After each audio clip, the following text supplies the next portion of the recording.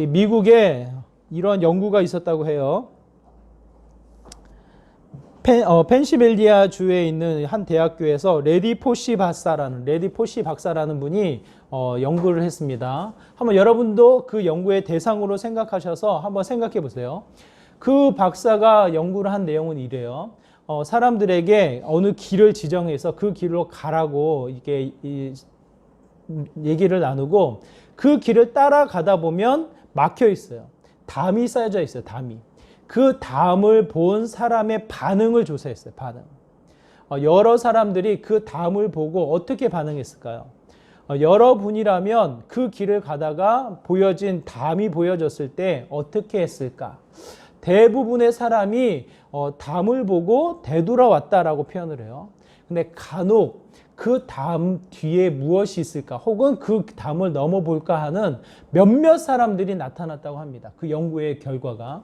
그래서 그 박사는 어떠한 연구를 이어갔냐면 돌아온 사람들이 아니라 그 담을 넘은 사람, 그 담에 이 무엇이 있을까를 궁금증을 가지고 그 담을 보려고 했던 사람들, 몇 되지 않는 사람들의 삶을 더 조사했어요. 긴 시간을 통해서 그들의 삶을 조사하고 난 결과 어떠한 결과를 얻게 되었냐면 그 담을 넘고자 하는 사람들, 그 담에 무엇이 있을까를 좀 이렇게 보려고 애를 썼던 사람들은 그의 삶의 여정 속에 물론 기준은 세상의 기준이겠지만 다른 사람과 비교되어지는 성공을 탁월하게 이루었다라는 것을 보게 되어져요. 그 연구의 결과예요. 그래서 그 사람이 그 논문을 쓰면서 내용은 이렇습니다. 어떠하든지 간에 다른 사람보다 좀 더 행동한 사람, 뭔가를 더 시도한 사람이 성공하기에 더 좋지 않을까라는 연구의 논문이에요. 미국의 비행기, 우리 비행기를 처음 만든 사람이 누굴까요? 비행기. 우리 전기도 읽고 학교에 다닐 때 꼭 읽어야 될 위인전으로 우리가 많이 읽었는데요. 미국의 누구요? 라이트 형제. 라이트 형제가 그 비행기를 만들었잖아요. 그 논문의 이 사례로 또 연결되어져서 이렇게 이야기됩니다. 라이트 형제가 비행기 혼자 만든 게 아니고요. 또 다른 팀이 그 비행기라는 것을 만들어 보려고 하늘을 날아 보려고 연구를 많이 했어요. 그 분류는 정부의 이 지원을 받아서 많은 사람들에게 내가 이런 연구를 한다라고 이야기를 나누면서 많은 사람들에게 주목을 받았던 사람이에요. 그래서 이제 실제로 17년의 연구를 끝내고 제가 이제 이 비행기를 날려보겠습니다.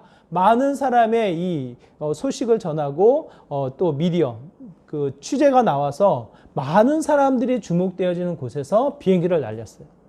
실패를 했을까요? 성공을 했을까요? 만약 그 사람이 성공을 했다면 라이트 형제보다 그 사람을 먼저 우리가 기억을 했겠죠. 그 사람은 실패를 했어요. 실패. 그리고 나서 9일 후에 이름도 모르는 두 형제가 비행기를 띄우겠다고 소문도 내지 않고 시도를 했습니다. 그것이 오늘 처음 하늘을 날게 된 라이트 형제의 비행기라고 우리가 알고 있는 내용이에요. 그 사람, 많은 사람의 주목, 많은 지원을 받고 연구를 한 그 사람과 라이트 형제의 차이는 무엇이 있을까? 어떻게 생각하세요? 무슨 차이가 있을까요? 그래도 세상적인 기준으로 본다면 재정적인 지원을 정부에게서 받았어요. 많은 사람들이 주목할 때 그 얼마나 이 책임감도 따르겠지만 뿌듯한 마음이 들었겠어요. 여러 가지 형태의 검증을 받고 연구를 한 사람과 전혀 주목받지 못한 두 형제의 어떠한 차이가 있을까? 이 논문의 내용은 이렇습니다. 이 정부의 지원을 받고 많은 사람들의 주목을 받았던 그 사람은 실험을 하지 못한 거예요. 이론적인 연구와 이론적인 준비를 했을 뿐이지 실제로 여러 차례의 비행기를 날려보지 못했어요. 근데 라이트 형제는 어떻습니까?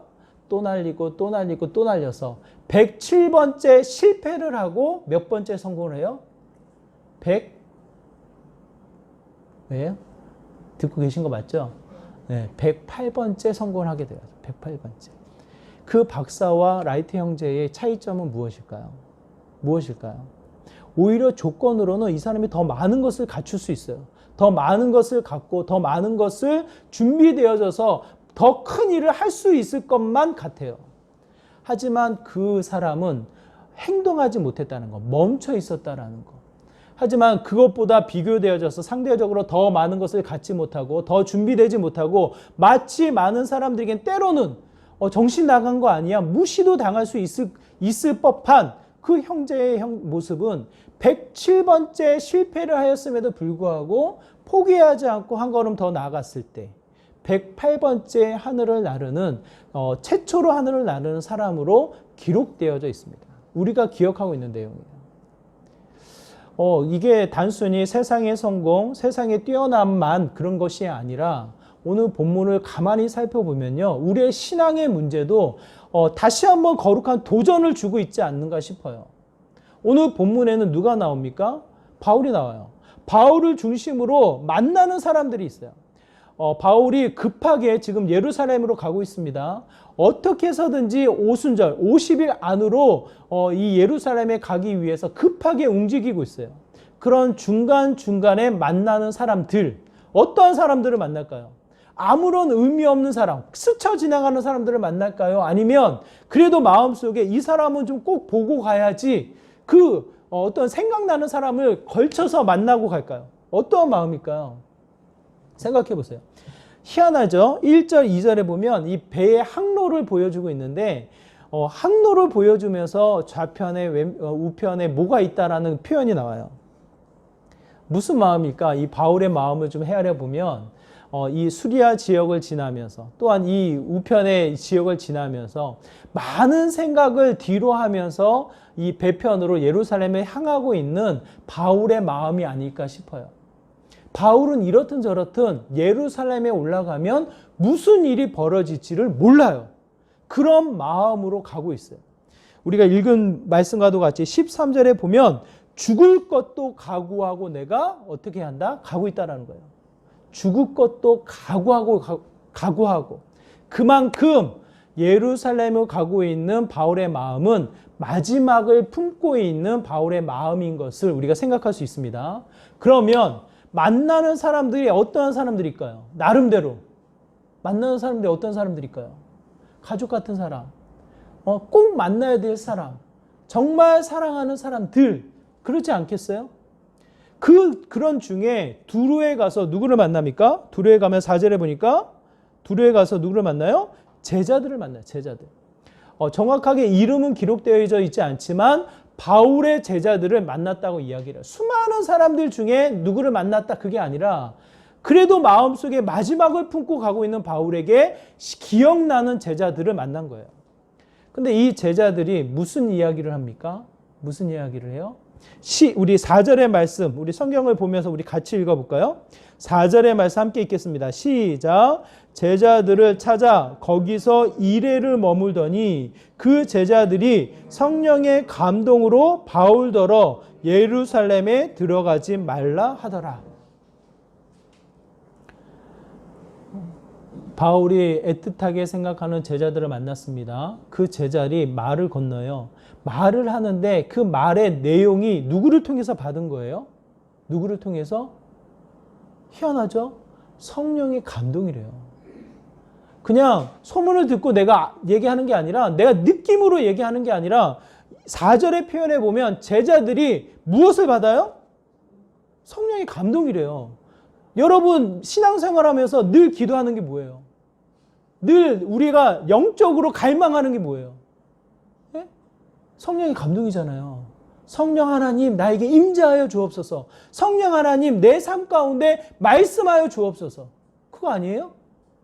그 제자들에게 임한 은혜가 뭡니까? 성령의 감동이 그곳에 있었다.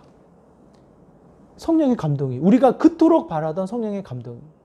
그런데 성령의 감동으로 바울의 일들을 알게 된 제자들이 무엇을 행합니까? 뭐라고 이야기를 해요? 예루살렘에 가지 말라. 예루살렘에 가지 말라. 바울은 어떻게 하고 있어요? 바울 또한 우리가 지난 장에 살펴보았던 대로 성령의 감동으로 알게 되었잖아요. 예루살렘에서 무슨 일이 벌어질지를 알았잖아요. 그런데 바울은 어떻게 하고 있어요? 예루살렘으로 가고 있어요. 근데 오늘 애틋한 제자들은 어떻게 해요? 예루살렘 가지 말래요. 자, 또 지나가다가 제자들뿐만 아니라요. 누구를 만납니까? 우리 8절에 보면 가이사랴라는 지역, 두로라는 지역에 배에서 내려가지고 육로를 통해서 가이사랴로 이동을 해요. 예루살렘으로 가는 중간에 있어요. 가이사랴에 머물러서 누구를 만납니까? 빌립의 집에 거해서 4명의 딸들을 만나요. 여기서 빌립은 어떠한 사람이에요? 빌립. 누가 생각나요? 빌립. 사도행전 8장의 빌립 기억나세요? 에디오피아 여왕의 국고를 맡은 내시, 그에게 복음을 전한 사람 누구예요? 빌립. 7 집사 중에 오늘날 안수 집사님 그런 정도의 수준이 아니에요. 사역자, 감독자 뭐 그런 수준이에요. 그 7 안수받은 7 집사 중에 성경에서 2사람이 언급되어져요. 첫 번째 7장에서 첫 번째 순교한 스데반, 그리고 사마리아 지역을 거쳐서 땅끝까지 복음을 전한 누구요? 빌립. 오늘 본문에 나오는 그 빌립이에요. 그래도 이름만 들어도 그 초대교회에 그 사람, 그분, 아는 집에 머물렀어요. 그 집에 누가 있어요? 딸 4사람이 있어요. 아버지뿐만 아니라 그 딸 넷도 그 신앙의 깊이가 어느 정도인지를 표현하고 있어요. 내 딸이 무엇을 해요? 9절에 보니까 예언을 한대요. 예언을. 그냥 단순하게 점본다, 미래를 점쳐준다, 그 정도, 그걸 얘기하는 것이 아니라 하나님의 말씀이 충만하여서 도래할 하나님 나라의 완성을 마음속에 품고 그 그림을 이야기하는 사람, 예언이에요. 예언. 단순한 1년 후, 2년 후에 이 내용을 이야기하는 사람들이 아니에요. 영원한 세계에 완전히 이루어질 하나님 나라에 대한 이 신앙이 채워져 있는 사람을 의미해요. 그 사람의 집에 바울이 거했다. 여기서 끝난 것이 아니에요. 누가 찾아와요? 10절에 누가 찾아옵니까? 저는요, 여러분과 소통하고 싶어요. 혼자 떠들고 싶지 않아요. 10절에 누가 찾아와요? 한 선지자. 이름은 얘기되어 있지 않아요. 한 선지자가 찾아와서 그에게 그 바울을 영접을 하는데, 그 또한 11절의 표현에 보면 중간에 보니까 성령이 말씀하셨더라. 처음에 만난 제자 빌립의 집에 있는 4딸, 거기에서 또 한 선지자, 이 사람들의 그룹을 다시 한번 공통분모를 찾는다면 무슨 공통분모를 찾을 수가 있습니까? 신앙이 충만한 거예요. 신앙이 나쁘진 않아요. 성령 하나님의 음성을 늘 듣고 있는 사람들이에요. 솔직히 말씀드리면 저와 비교할 수 없는 사람들이에요. 감히. 저뿐만 아니라 여러분도 마찬가지일 거예요. 왜? 성령의 충만함이 있죠. 성령의 말씀을 듣고 있죠. 그 누구보다 하나님 나라에 대한 확신을 가지고 있던 사람들이에요. 신앙에 대해서 초대교회에 영향력을 끼치고 있던 사람들이에요. 그래서 어쩌면 바울이 너무 귀하게 여기는 건지 모르겠어요. 당신이 어떠한 사람인데 우리 끝까지 복음을 증거해야 되지 않겠습니까? 하나님이 알게 하셨으니까, 그 알게 하신 것 또한 하나님이시니까 예루살렘에 올라가지 말고 그 위기를 좀 피해야 되지 않겠습니까? 틀린 말인가요? 어때요, 여러분? 충분히 그렇게 생각할 수 있지 않나요? 예루살렘에 가서 죽을 수 있을 그 예루살렘에 갈 이 바울을 만류하고 붙잡는 게 잘못된 거냐고요. 근데 여기서 중요한 포인트는 바울은 가야 한다라는 거. 바울은 가려고 했다라는 거. 중요한 포인트예요. 우리는 늘 기도합니다. 성령의 충만함을. 나에게 말씀을 주시기를. 하나님 나라에 대한, 이 세상이 꿈이 아니라 하나님 나라에 대한 소망을 두고 기도해요. 만약 그 기도가 없다면 신앙이 없는 거예요. 신앙인으로서 우리가 늘 기도하고 마음속에 품는 것은 이 땅이 아니라 하나님 나라예요. 이 땅의 지혜와 지식이 아니라 하나님이 주시는 말씀과 하나님이 주시는 지혜예요. 그걸 통해서 우리가 늘 기도하고 있어요. 그것을 충만히 받았던 사람들이에요. 그러면 이 사람들이 무엇이 잘못되었습니까? 우리는 그것도 안 돼서 그걸 위해서 기도하고 있는데 그 사람들은 바울과 왜 다르게 행동하고 있냐고요. 생각해 보세요. 여기서 중요한 거 바울의 고백을 여러분 잘 생각해 보세요. 제가 읽어 드릴게요. 13절에 이렇게 고백하고 있습니다. 바울이 대답하되 여러분이 어찌하여 울어 내 마음을 상하게 하느냐. 이게 바울의 정직한 고백이에요. 바울이 대답하되 여러분이 어찌하여 울어 내 마음을 상하게 하느냐. 제자를 뿌리치고 떠났습니다. 빌립의 집에 갔더니 4명의 딸들이 영접을 해요. 갑자기 한 선지자가 찾아와서 이런 이야기를 해요.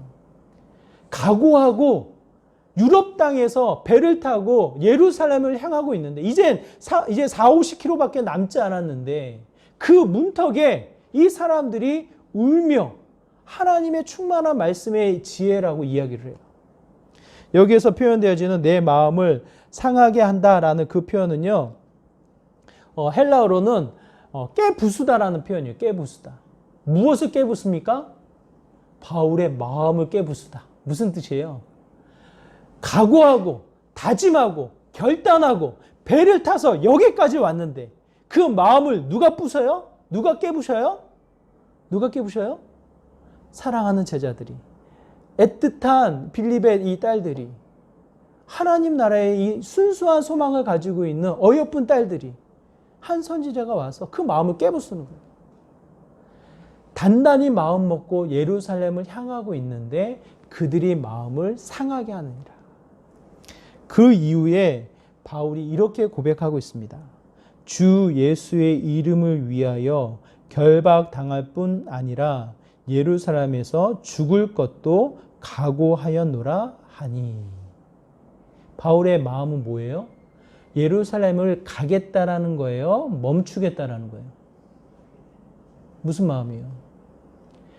똑같이 성령의 음성, 성령의 충만함을 받았는데 이 사람들은 가지 말라고 하고 바울은 간다고 하고 무엇이 차이냐고요? 무엇이 잘못됐냐고요? 어떤 차이가 있습니까? 저는 여기에서 행동의 차이가 있다고 생각해요. 행동의 차이. 성령 하나님은 분명히 알게 하셨어요. 무엇을요? 바울이 예루살렘에 가면 무슨 일이 벌어질 것인가를 알게 하셨어요. 한 선지자도 마찬가지예요. 한 선지자가 성령에 말씀하시되 뭐라고 말씀하십니까? 11절 후반부에 보니까 예루살렘에서 유대인들이 이같이 이 띠 임자를 결박하여 이방인의 손에 넘겨주리라 하거늘. 가라고, 가지 말라고 적혀 있나요? 성령 하나님이 그 선지자에게 바울을 붙잡아라 그렇게 적혀 있나요? 뭐라고 적혀 있어요?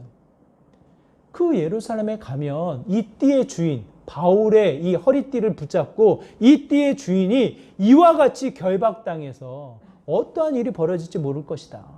상황을 말씀하시잖아요. 상황을. 가지 말라고 하는 것은 누가 하는 거예요? 누가 하는 거예요? 그 말씀을 받은 한 선지자가 이야기하는 거예요. 제자들의 충만함으로 알게 되었지만 가지 말라고 하는 것은 제자들이 하는 말이에요. 바울과 제자들, 바울과 애틋하게 생각하는 이 주변의 사람들, 무엇이 차이가 있습니까? 행동하는 것과 멈추는 것. 행동하는 것과 멈추는 것의 차이가 있어요. 바울도 그 우는 자들, 자기를 생각해서 만류하는 사람들로 인해서 마음이 상해져, 흔들려, 약해져서 이 주저앉을 것 같아요. 그래서 13절에 선포하는 거예요. 내가 이와 같은 마음으로, 내가 몰라서 가는 게 아니라 이와 같은 마음으로 내가 예루살렘으로 가고 있는 중이다. 그 마음을 다시 한번 확인하고 그 둘러싸여져 있는 사람들이 14절에 이렇게 고백하고 있습니다. 우리 14절의 말씀 함께 읽어볼까요? 우리 14절의 말씀 함께 읽겠습니다. 시작. 그가 권함을 받지 아니하므로 우리가 주의 뜻대로 이루어지이다 하고 그쳤노라. 만약 권함을 받았다면 14절에 뒤에 이야기가 어떻게 됐을까요? 권함을 바울이 받아서 예루살렘에 가지 않고 멈췄다면 그 뒤의 뜻은 뭡니까? 바울이 우리의 뜻을 이루었노라. 이렇게 바뀌지 않겠어요? 그렇게 바뀌지 않겠어요? 그 뜻을 받지 않고 자신의 이야기들을 받지 않은 바울, 이제는 뭡니까? 주의 뜻이 이루어지이다. 우리가 예배를 드리거나 작은 모임을 할 때 주기도문으로 마쳐요. 그렇죠? 주기도문 중간에 무슨 기도가 들어가 있습니까? 예수님이 가르쳐준 기도 제목에 이 중간에 뭐가 들어가 있어요? 뜻이 하늘에서 이루어짐과 같이 어디에서도 이루어져요? 땅에서도 이루어진다. 그게 예수님의 기도 제목이에요. 예수님의 기도 제목. 여러분의 상황 판단, 여러분의 이성, 여러분의 의지, 여러분의 뜻을 이루는 데 목적이 아니라 하나님이 세우신 그 뜻, 하늘에서 이루어진 그 큰 뜻이 이 땅에서도 이루어지기를 원하노라. 이게 하나님의 마음이에요. 이게 예수님의 기도 제목이에요. 그러면 우리의 발, 우리의 손은 무엇을 향해야 하겠습니까? 무엇을 향해야 돼요? 아마도 여러 형태의 우리의 마음과 생각이 멈춰 있지 않은가 싶어요. 하나님, 나는 부족해요. 성령의 충만함을 주세요. 하나님, 나는 무지해요. 성령의 지혜를 주세요. 말씀해 주세요. 알게 해 주세요. 여기에서 끝. 우리 한국교회가 욕을 먹는 이유가 무엇이에요? 기도를 안 합니까? 하나님의 뜻을 모릅니까? 하나님이 원하시는 바를 알 수가 없습니까? 한국교회가 욕을 먹는 게 뭐예요? 왜 그래요? 생각해 보세요. 한국교회 너무 커. 우리 주변의 사람들 한번 생각해 보세요. 저 사람도 교회 다니네. 한번 교회 다니는 사람 한번 생각해 보세요. 왜 그 사람이 신뢰가 가지 않습니까? 왜 그래요? 그 사람이 성경을 모르나요? 기도를 안 해서 그런가요? 무엇 때문에 우리의 시선이 돌려지냐고요? 왜 그들에게 마음이 가지 않냐고요? 왜 그러냐고요? 생각해 보세요. 반대로 교회는 안 가. 예수님을 안 믿는 것 같아요. 그런데 마음 가는 사람이 있어. 그렇지 않아요? 그냥 마음 가는 사람이 있어요. 주변에 별로 그런 사람이 없나 봐요. 제 주변에는 교회 다 다니지만 간혹 교회 안 다니는 분들이 계셔요. 특히 청주 지역에 오니까 제가 아는 분이 없잖아요. 교회 안 다니는 분들이 제 주변에 더 많아요. 근데 가만히 보면 저분 교회 다니면 참 좋겠다. 이 마음이 너무나도 드는 사람들이 있어요. 그게 왜 그래요? 왜 그래요? 성령의 충만함도 없는데 왜 그래요? 그 차이점을 행동으로 한번 생각해 보세요. 행동. 그들이 나타나는 삶의 모습, 그들이 손과 발로 통해서 실천되어지는 삶의 행동, 그게 영향력이 있는 거예요. 자, 믿음은 없어도 행동이 좋으면 됩니다. 그 얘기 아니에요. 우리는 믿음이 있는 사람들이에요. 오늘 본문에 바울을 비롯해서 그 주변의 모든 사람들이 우리보다 뛰어난 믿음을 가지고 있던 사람들이에요. 그럼에도 불구하고 다른 차이점으로 우리에게 주목되어지는 내용은 이와 같아요. 똑같이 성령의 충동, 성령의 감동, 성령의 말씀을 받았지만 그들의 삶의 표현은 달랐던 거예요. 바울은 예루살렘으로 갔고 다른 사람들은 붙잡았어요. 결국 주님의 뜻을 이룬 사람은 바울이었어요. 바울, 한 사람이었어요. 바울. 모든 사람이 만류했어요. 저는 여러분이 믿음이 나쁘다, 믿음이 좋다 그 얘기를 하는 게 아니에요. 오늘 본문의 주인공들은 믿음이 너무 좋은 사람들이에요. 하지만 우리의 삶의 행동이 다를 수도 있다는 걸 얘기하는 거예요. 믿음이 작은 사람이라도 작은 순종으로 나아갔을 때에는 능력이 있어요. 오병이어의 기적을 통해서 예수님이 이 수많은 무리 5천 명을 먹이려야 하는 그 사건의 시작점이 누구로부터 시작이 되어집니까? 제자들? 아니 이 사람들 어떻게 먹여요? 돈이 있다 한들 언제 마을 갔다 와서 이 사람들을 이게 사서 먹입니까? 예수님 정말 이게 된다고 생각하세요? 이게 제자들의 반응이에요. 근데 무슨 일이 벌어져요? 어린 아이가 가지고 있는 것을 내놓잖아요. 어린 아이는 어떠해요? 원래 어린 아이들은 어떻게 해야 돼요? 자기 입으로 가져가는 게 바빠요. 자기 입에 넣어서 그냥 습관적으로 먹어버려야 되는 거예요. 어린 아이들은 무슨 마음으로 이걸 내놨는지 몰라요. 그 믿음을 믿음을 칭찬하고 있지 않아요. 하나님이, 예수님이 그걸 받아서 기적을 일으킬 뿐이지. 다만 여기서 주목하는 거, 어린 아이가 작은 것을 내놨다라는 거. 본인이 가지고 있는 것을 내놨을 때 예수님이 그것을 통해서 역사를 하셨다라는 거. 작은 행동을 제가 설명드리고 싶은 거예요. 믿음을 가득 채워서 믿음이 채워지면 내가 무엇을 할게요? 우리 교회가 갖춰지면 무엇을 할게요? 저는 그렇게 생각하지 않아요. 우리 교회를 통해서 이루고자 하는 하나님의 뜻이 있다고 생각해요. 내 믿음을 통해서 하나님이 역사하시고자 하는 뜻이 있다고 생각을 해요. 내 믿음이 크든 작든 그건 상관없어. 우리 교회가 크든 작든 상관없어. 무엇을 내가 해야 하는지가 중요해요. 멈춰 있는 것이 아니라 하나님이 지금 이 순간에 나를 통해서 이루고자 하는 게 무엇인지가 중요한 거예요. 그것을 통해서 한 걸음 나아가는 게 쉬울까요? 어려울까요? 바울의 고백을 생각해 보세요. 마음을 상하게 하느라. 원어적인 표현으로 왜 내 마음을 이렇게 찢어 놓냐? 왜 내 마음을 산산조각 내놓냐? 바울의 고백이에요. 흔들리는 거예요. 죽을 각오를 하고 가고 있지만 이 마음의 이 흔들림, 우리의 인간의 연약함이에요. 어쩔 수 없어요. 저도 마찬가지예요. 제가 지난주 공사하면서요. 이거 왜 했냐? 왜 굳이 이거 시작했냐? 그냥 유리만 바꿀 걸. 의자만 바꿔도 되는 건데 엄청 되묻고 후회하고 이게 되냐 마냐 너무 두려워가지고 정말 걱정 많이 했어요. 그렇다고 뭐 저희가 뭐 재정을 쌓아놓고 하는 게 아니잖아요. 근데 한 걸음 한 걸음 그냥 그 뜻이 무엇일까를 쫓아가면서 한 걸음 한 걸음 가다 보니까 재밌어요. 재미없나 봐요. 나름대로는 마음이 뿌듯했어요. 어제 하루가 뿌듯했어요. 어제 하루가. 이거 어제 하루 붙인 거거든요. 이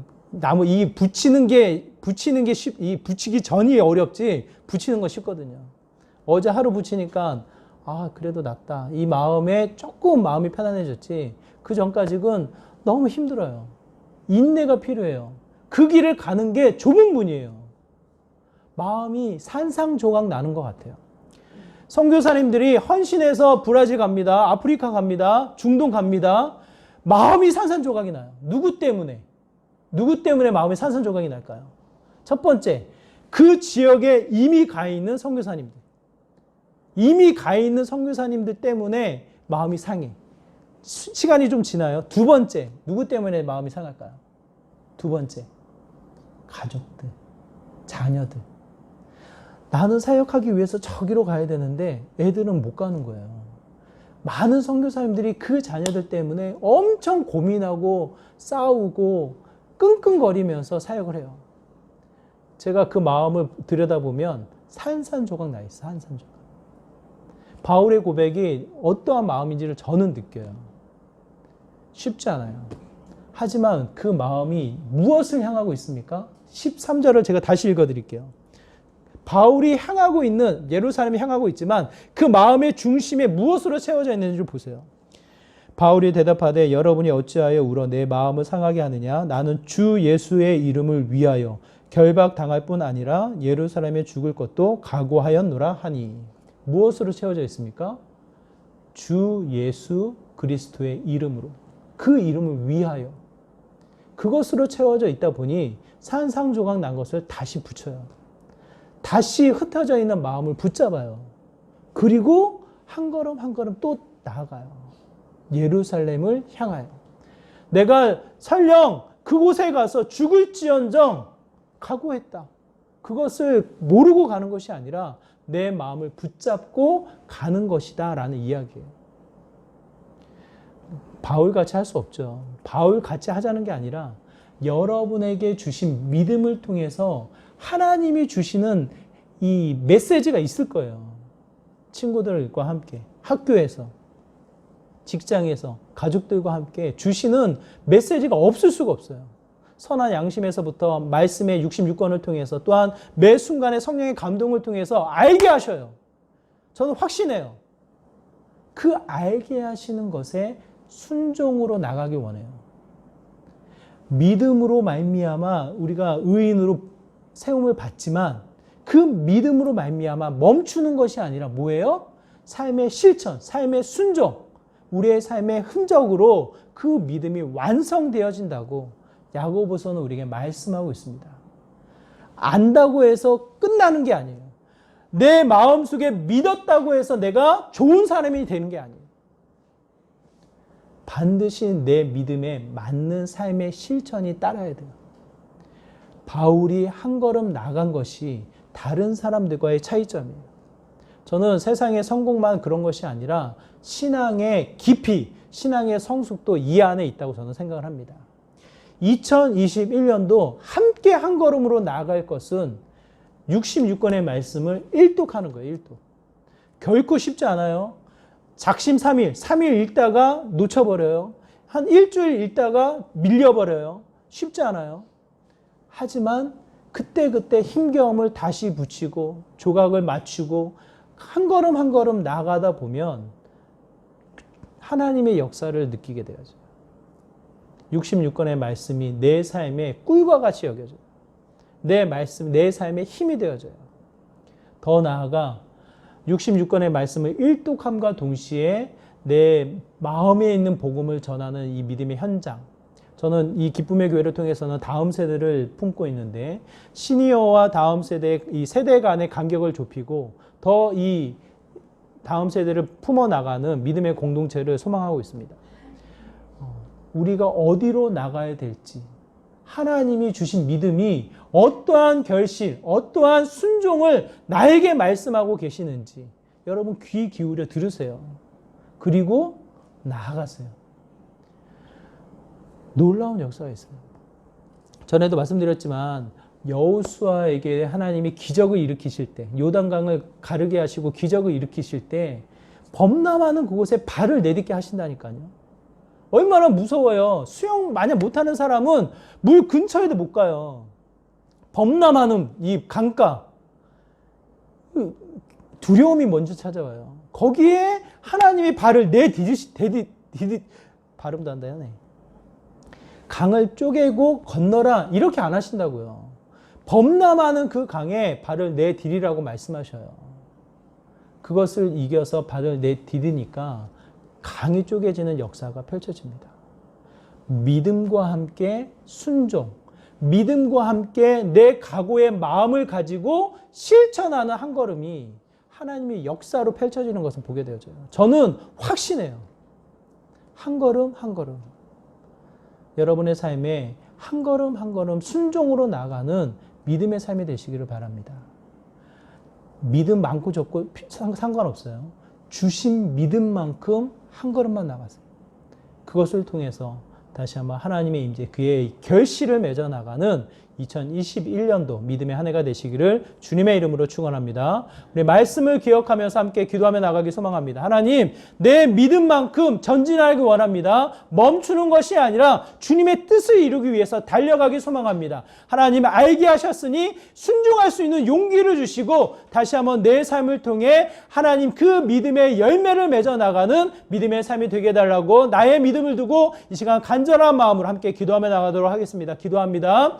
하나님 아버지, 이 시간 다시 한번 우리의 마음을 다집니다. 바울처럼 우리가 순종하며 우리의 죽음을 각오하고 달려갈 수 있는 이 믿음은 없지만 하나님 다시 한번 기대합니다. 다시 한번 소망합니다. 예수 그리스도를 내 삶의 주인 삼아 성령 하나님의 임재, 성령 하나님의 인도하심을 따라 정말 순종하는 삶이 되기 소망합니다. 한 걸음 한 걸음 나아가 하나님의 뜻을 이루어 나가는 믿음의 삶이 되기를 소망합니다. 우리 살아가는 가족들을 위해서, 사랑하는 우리 직장 동료들을 위해서, 우리 마음속에 품은 이웃들을 위해서 한 걸음 한 걸음 나아가는 믿음의 삶이 되길 소망합니다. 하나님 역사하여 주시고 내 영혼의 실천과 순종으로 나가는 은혜를 더하여 주시고 때로는 인내를 통해서, 때로는 용기를 통해서, 때로는 주님 앞에 나아갈 평안을 통해서 하나님의 말씀의 순종의 결실을 맺어 나갈 수 있도록 하나님 은혜 더하여 주시옵소서.